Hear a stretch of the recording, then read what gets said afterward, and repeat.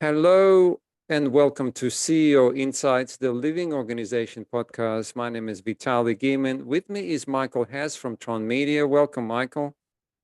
Hey, Vitaly, thank you for having me here. Good to have you. I mean, me and Michael are old friends. We've been around doing some interesting ventures. Michael is a chairman of TronMedia, which is a finance company. Why don't you tell us a little bit about what you do these days? Well, TronMedia actually is a early stage company trying to build a global brand in the digital marketing media space.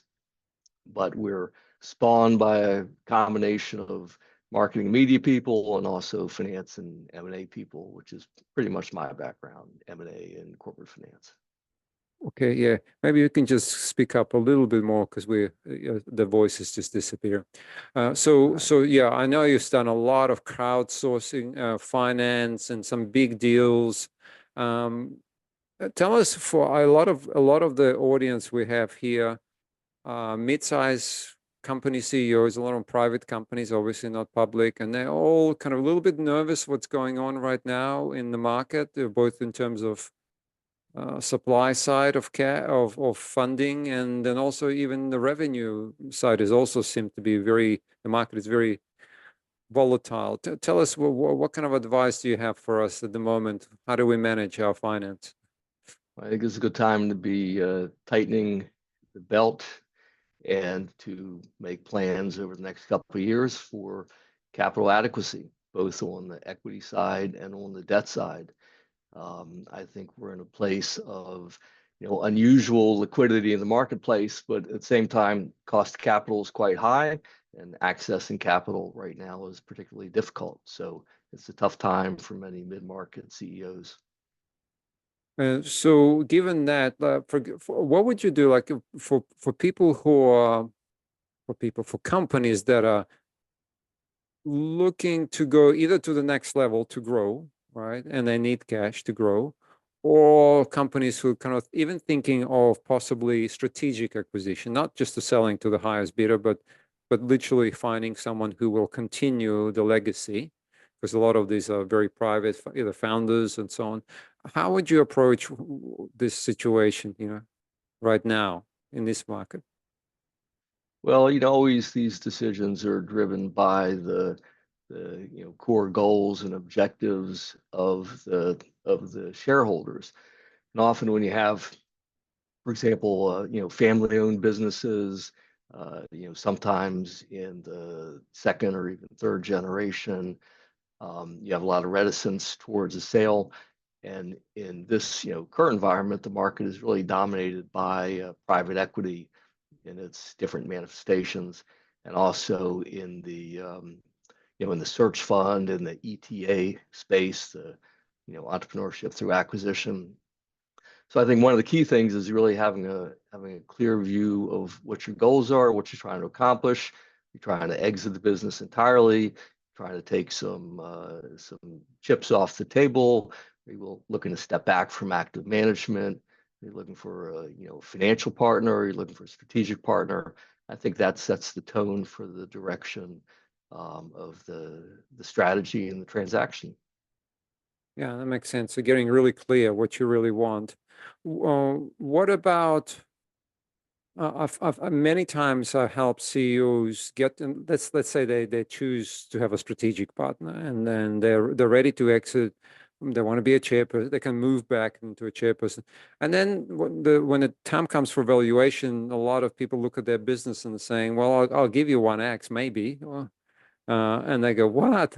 I mean, I was expecting like 5x, and they go, "Well, yeah, well, this is not a business without you. I can't run this. This is not a managed business. This is your baby still, even after 10, 15 years of running it." What do you do with those businesses?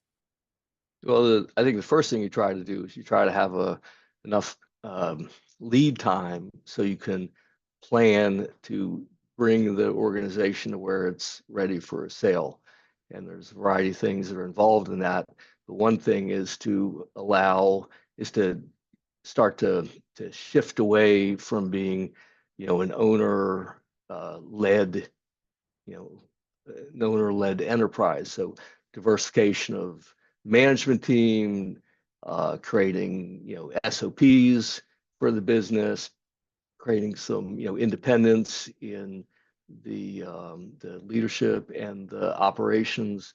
So you're really ready. And then also in terms of, um, in the financial office, for example, cleaning up your financial house, having good FP&A, having good stakeholder communication.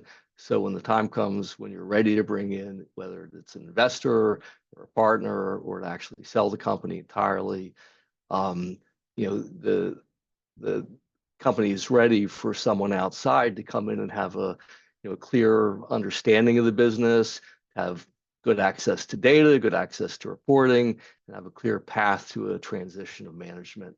And most small and even mid-sized businesses just don't have that. So they have to go through a sale-ready process. Yeah. How long would you say that roughly takes? I know it's a how long is a piece of string? But what have you found in your experience? How long does it take to sell a business like that's not prepared to be sold? Well, how long it takes for the business to be ready to go to market and how long it takes to sell are two different things. To But go to I market. think that the business should certainly plan on a year, and depending on the particulars of the business, it might be better if there's a 2 or 3 year planning Yeah. period, particularly if there's not any diversification on the management team, if there's no SOPs in the business, that could be tough to put in place in a single year. Yeah, I agree. Well, if this is I mean, we're dealing with people and finding the right people for the right jobs, training them, going through all that pain, right? It's like growing a family, you know? So, Right. so yeah, it takes some time, and then most people underestimate the amount of time it takes, right? They think it's going to 3 months and they're ready to go to market, right? And that's not going to happen for most people. Right. It's definitely a more complex process to become sale ready. Then you have to determine your approach to market, who you're going to partner with. Are you going to try to sell the business yourself? Are you going to hire a business broker? Are you going to hire an investment banker? And then that process itself can take actually a couple of months to get the right partner on board. And then they have a couple of months to ramp up, to do their due diligence, to produce their marketing documents, produce data room. And then they go and they take the business to market. It's a couple more months to sort of narrow down the buyer pool. And then once you have a buyer and you sign an LOI, that can easily take 120 to 180 plus days. So you have to start the planning process well in advance. Mm. Thank you, Michael. I know we probably gave him a little bit of a awakening call for some people because they not haven't thought about it. But hey, it's better having that than being unprepared, right?